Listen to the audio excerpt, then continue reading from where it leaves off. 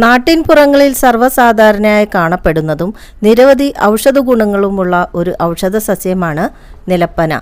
സിദ്ധ ഔഷധങ്ങളിലും ആയുർവേദ ഔഷധങ്ങളിലും ഒഴിച്ചുകൂടാൻ പറ്റാത്ത ഒരു ഔഷധമാണ് നിലപ്പന എന്ന സസ്യം.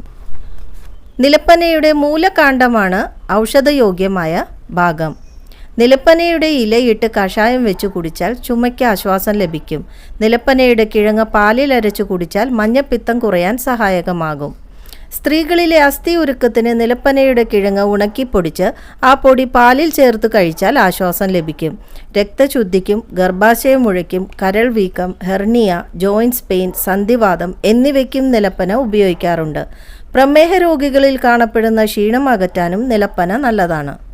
മൂത്രാശയ രോഗങ്ങൾ, സ്ത്രീ രോഗങ്ങൾ, വെള്ളപ്പോക്ക്, ലൈംഗിക ദൗർബല്യം, തൈറോയ്ഡ്, ശരീരപുഷ്ടി, അമിത രക്തസ്രാവം എന്നിവയ്ക്ക് നിലപ്പന അത്യുത്തമമാണ്.